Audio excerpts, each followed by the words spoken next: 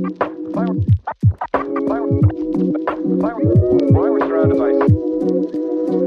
the first pick in the 2024 NFL Draft.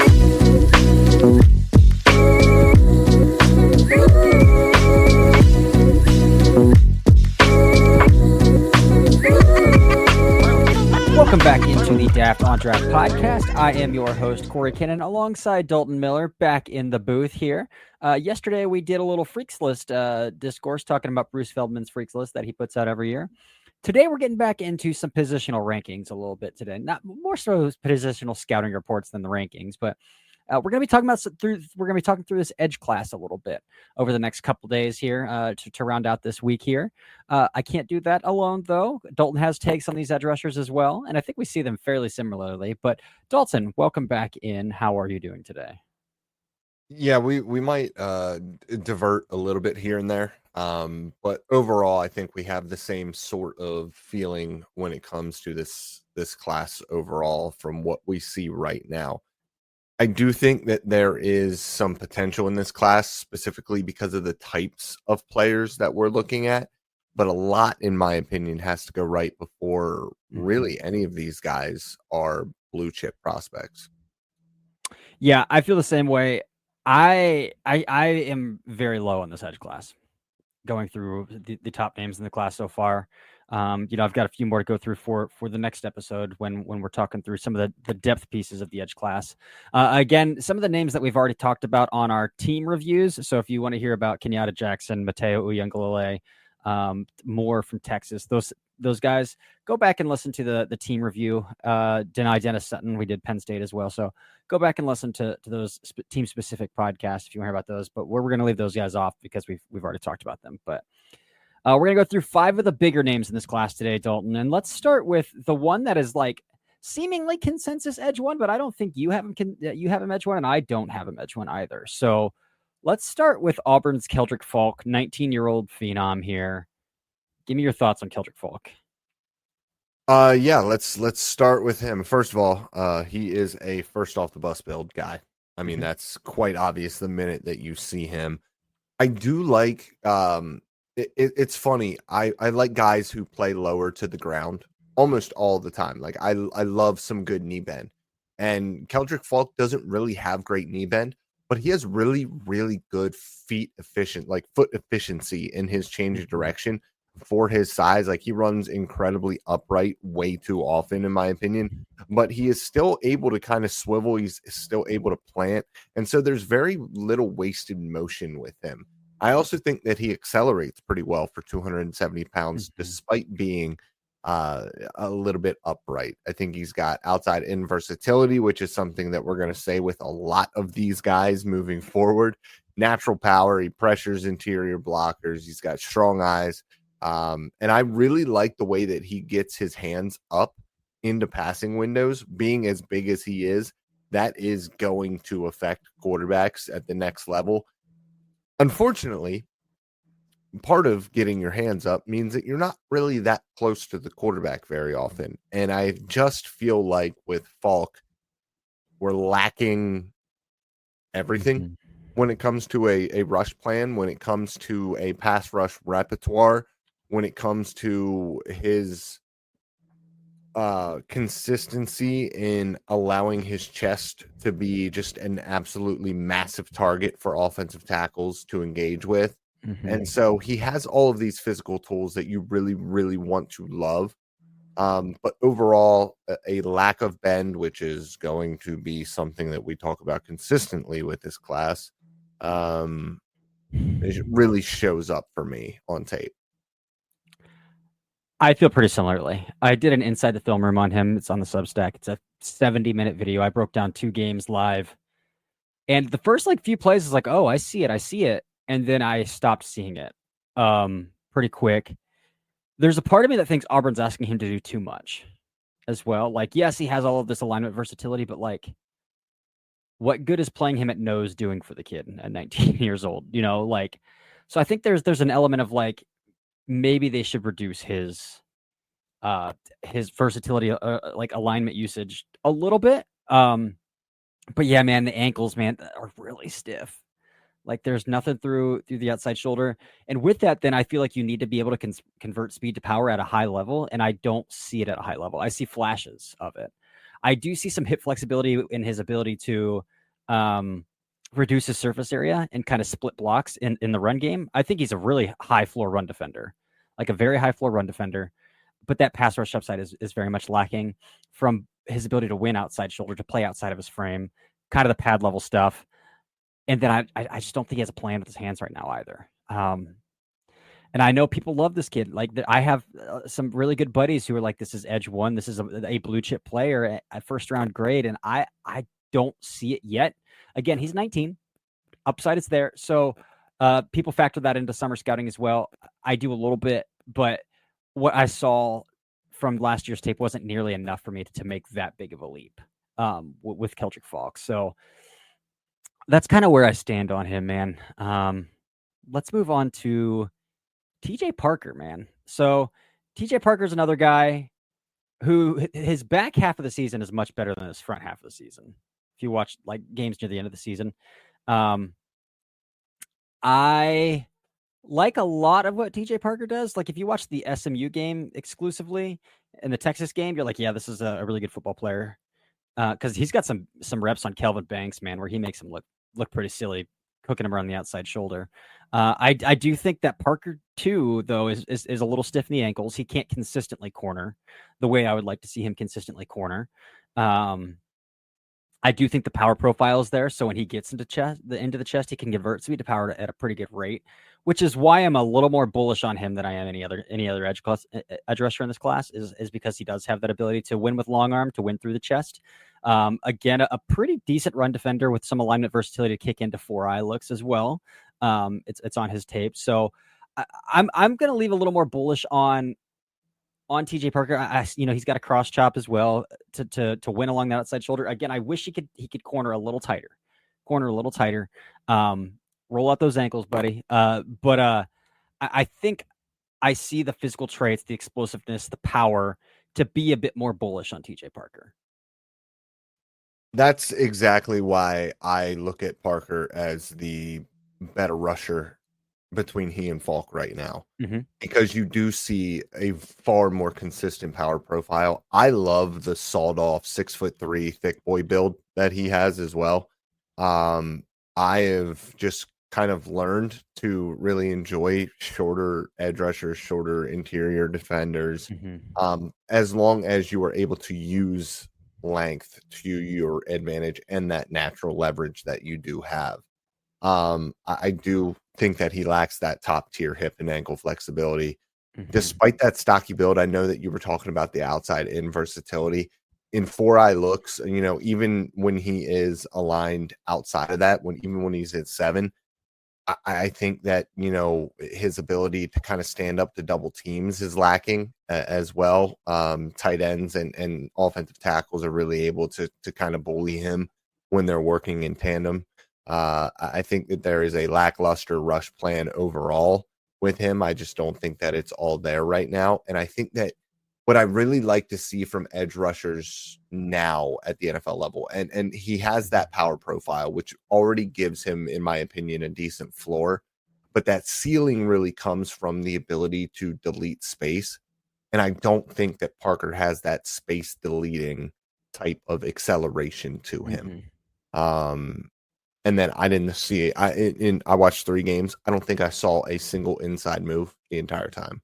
And I don't know if that's just something that is a Clemson thing, or I'm going to have to watch the other side. But I didn't see him counter inside at all. There's not a complete edge rusher in this class. There's not a complete down-to-down edge rusher. Both phases of the game edge rusher in this class. I think the best edge rusher in this class is an interior player. Peter Woods, when he kicks out? No. We're going to talk about him here in a second. Oh, you're going to talk about an interior guy in our group. Okay. All right, let's move on, man. Let's talk about... Can we just talk about him now? Yeah, go for it, man. Go for Ruben Bain Jr., Miami. I think he's solid on the edge. I think he probably has to move inside. But to be the best to his ability consistently because he is sawed off. He does not have very long arms. Not a ton of juice either. Well, I disagree with that. I think he's got heavy hands. I think he has great hands. I think that he is laterally explosive. Like in a phone booth, he is explosive. I don't think that he has the kind of 10 to 20 acceleration and explosiveness, but you don't need to when you're working in 6-yard windows anyways.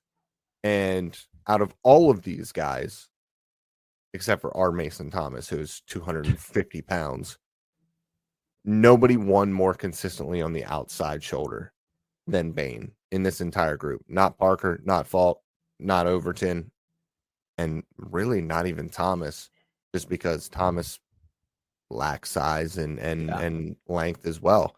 But in my strengths here, dangerous as a reduced down rusher. He threatens the shoulder. He crosses face. He's a bull in a china shop when he's crashing inside from 7 tech, with on defensive line games.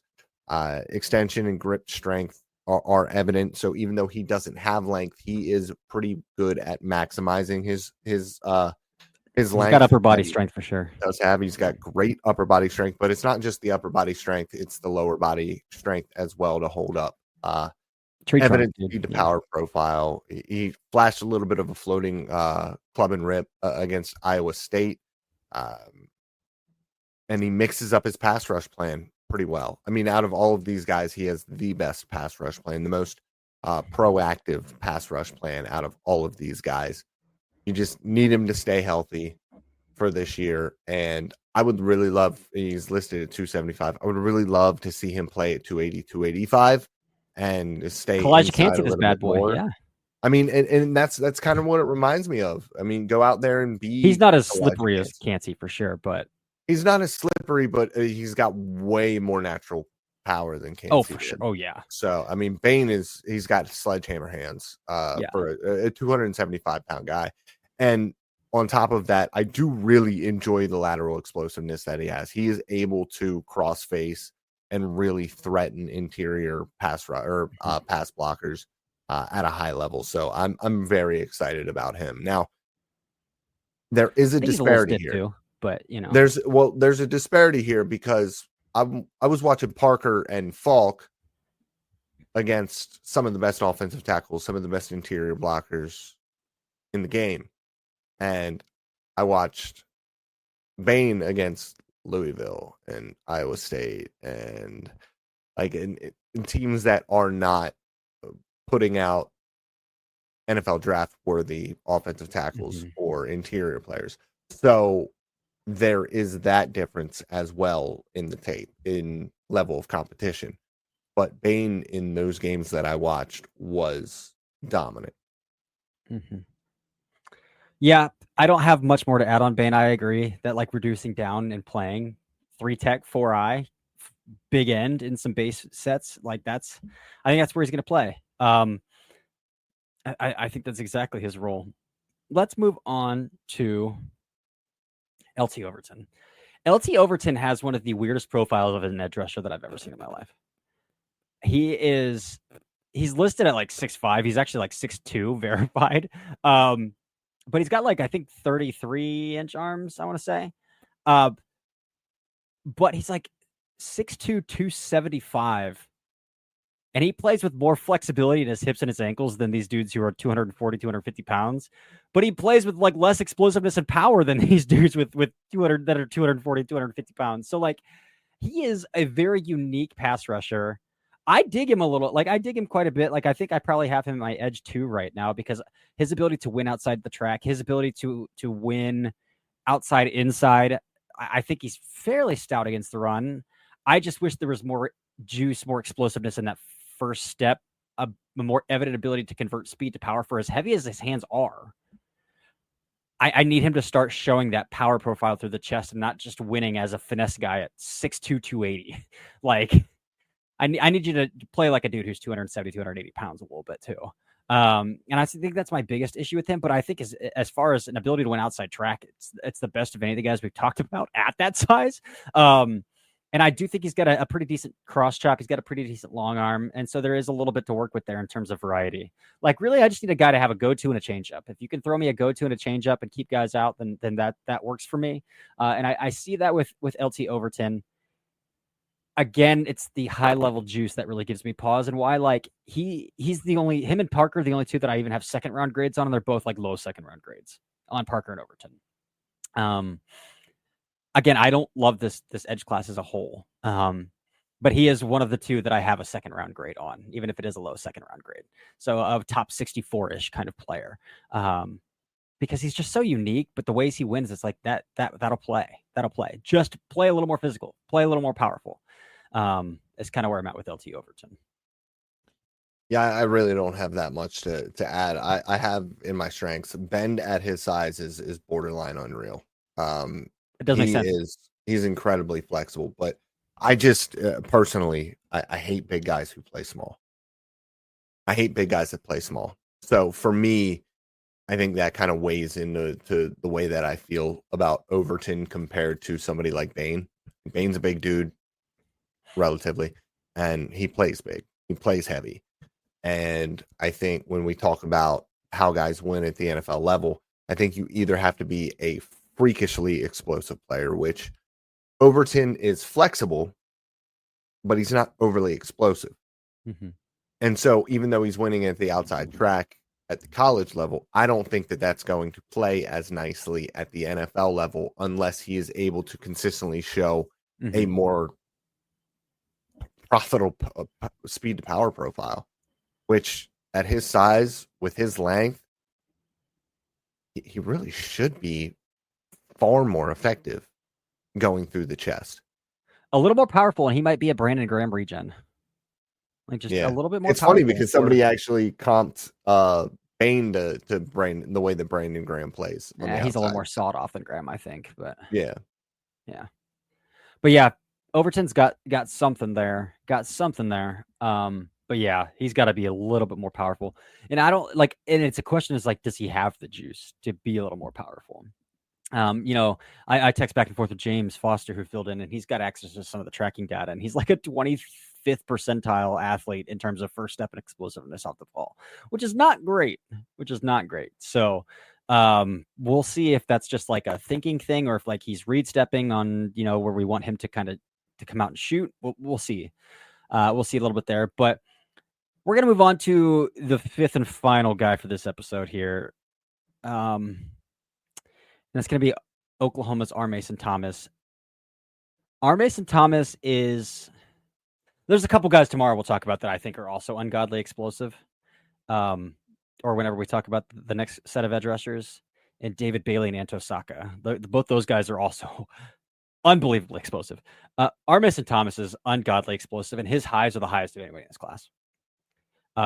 Some of those reps he has against Will Campbell, the 4th overall pick in this past draft, he makes Will Campbell look like a day 3 player, and on a couple of those reps where he's just completely beating him to his outside shoulder, using his little bend. He's flexible as hell. So he has nice bend. He's got a nice cross chop too to get underneath of that outside shoulder. And like, he can just play so low that offensive tackles have a hard time matching his pad level. And that plays when you are that explosive. I even saw, like, I'm not going to say he's a stout run defender by any means. I saw a good enough baseline as an edge setter to say, like, you don't have to play this guy just on passing downs. Like, he can give you a little bit as a rotational edge defender, even if you have to play him on some situations that might warrant the offensive running the football. I saw enough as an edge setter because of his pad level. He's only got like 31-inch arms. So like very short arms, but I saw enough from his pad level to still be able to get underneath of offensive tackles enough to set at least an edge, a decent edge. And as a rotational pass rusher, is he most likely starting as a DPR? Yes. But as a rotational pass rusher, I think that's good enough to still get on the field on first and second downs. I liken him to a honey badger, not the honey badger, but a honey badger, because at 250 pounds, he doesn't have the raw physical ability to run through somebody's chest. No, not at all. But he is an asshole, and he will try to run through your chest, and he keeps his hands so active and it literally looks like a hummingbird with their wings, except he knows what he is doing with his hands, and he will fight to get control of those hands. And so with the continuous clawing for positioning, he is able to, although inconsistently, find some speed to power.